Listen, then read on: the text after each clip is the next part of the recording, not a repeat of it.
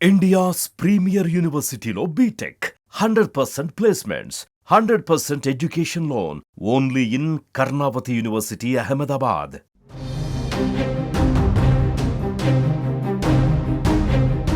తెలంగాణ రాజ్భవన్లో చోరీ ఘటన సంచలనంగా మారింది.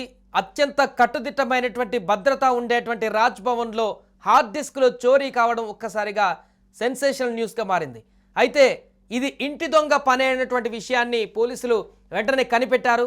అందులో పనిచేసేటువంటి అవుట్ సోర్సింగ్ ఉద్యోగే అక్కడ హార్డ్ డిస్క్లను దొంగిలించినట్టుగా తెలుస్తుంది. అయితే 14వ తారీఖు జరిగినటువంటి చోరీ ఆలస్యంగా వెలుగులోకి రావడం జరిగింది. అయితే ఆ అవుట్ సోర్సింగ్ ఉద్యోగి ఎందుకు హార్డ్ డిస్క్లను చోరీ చేశాడు, దాని వెనుకున్నటువంటి ఉద్దేశం ఏంటి, ఆల్రెడీ ఒకసారి 10వ తారీఖు కంప్లైంట్ అయి జైలుకు వెళ్ళొచ్చినటువంటి అతను మరలా వచ్చి హార్డ్ డిస్క్లను చోరీ చేయడం వెనుక ఉన్నటువంటి కారణాలేంటి, తాజాగా దీంట్లో మరొక ట్విస్ట్ కూడా వెలుగులో వచ్చినట్టుగా కనపడుతుంది.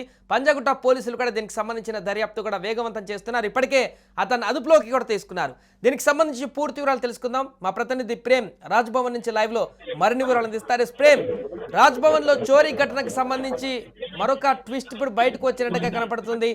దొంగిలించినటువంటి దొంగ అవుట్ సోర్సింగ్ ఉద్యోగే కాకుండా దీని వెనుక కొన్ని కారణాలు ఉన్నట్టుగా కూడా తెలుస్తుంది. పూర్తి వివరాలు ఏంటి?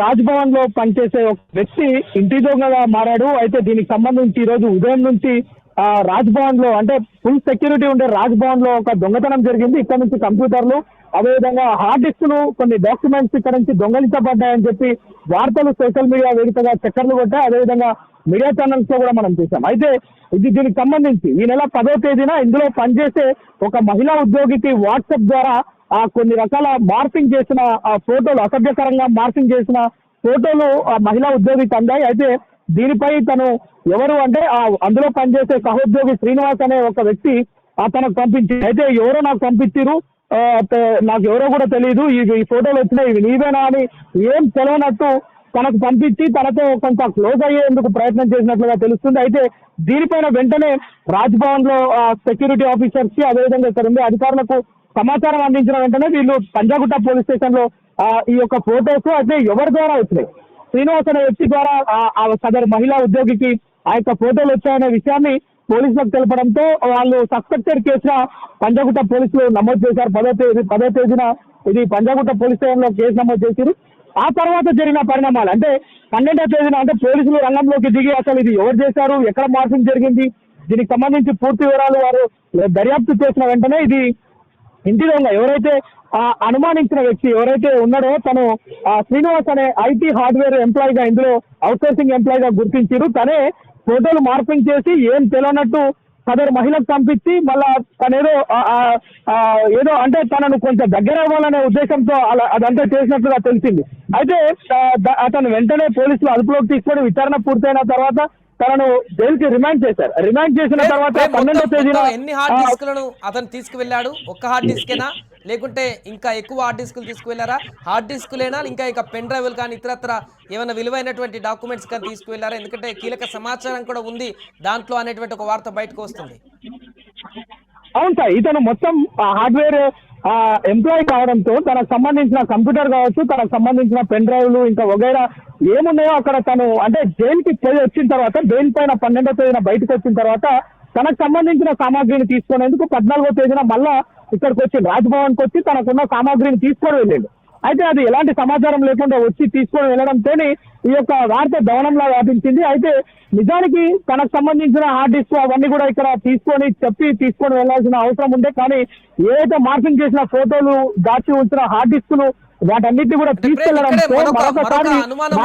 కనిపిస్తుంది. మీరు చెప్తున్న దాని ప్రకారం చూస్తే ఇంత అక్కడ పనిచేసేటువంటి వ్యక్తి అతను ఏదో కేసులు అరెస్ట్ బయటకు వచ్చేసాడు, ఇంత సీక్రెట్ గా దొంగిలించాల్సిన అవసరం అతను ఎందుకు వచ్చిందనేటువంటి అంశంలోనే హార్డ్ డిస్క్ లో ఇంకేదో సీక్రెట్ ఉంది, ఇంకేదో అతను చేసినటువంటి ఇల్లీగల్ కార్యక్రమాలకు సంబంధించినటువంటి రహస్యాలు ఉన్నాయి అనేటువంటి అనుమానాలు అయితే ఇప్పుడు కలుగుతున్నాయి. సో ఈ రకంగా దర్యాప్తు కొనసాగిస్తున్నారు. హార్డ్ డిస్క్ లో ఇంకేమున్నాయి? అమ్మాయిల మార్కింగ్ ఫోటోలు ఉన్నాయా లేకుంటే ఇంకా చాలా మంది ఫోటోలు కానీ వీడియోలు కానీ ఉన్నాయా? ఏమున్నాయి అందులో హార్డ్ డిస్క్ లో?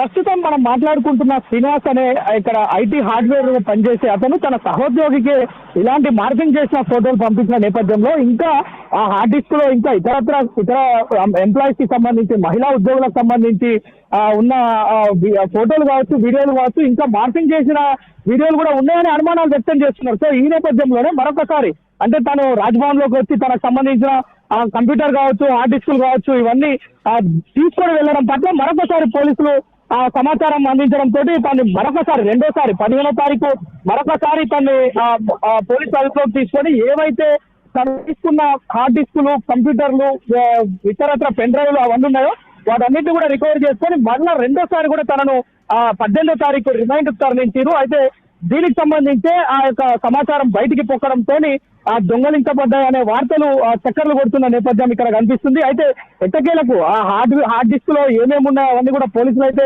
రికవరీ చేసుకున్నారు. ఇక్కడ ఇంకా ఎవరెవరు ఎంప్లాయీస్ కి సంబంధించిన ఫోటోలు, వీడియోలు మార్పింగ్ చేశారో దానిపైన లోతైన దర్యాప్తు అయితే చేస్తున్నట్లుగా మనకు పంజాగుట్ట పోలీసులు లోతైన దర్యాప్తు చేస్తున్నట్లుగా తెలుస్తుంది. సాయి రైట్ ప్రేమ్. సో మొత్తానికి అది రాజ్భవన్ చోరీ కేసుకు సంబంధించినటువంటి తాజా అప్డేట్స్.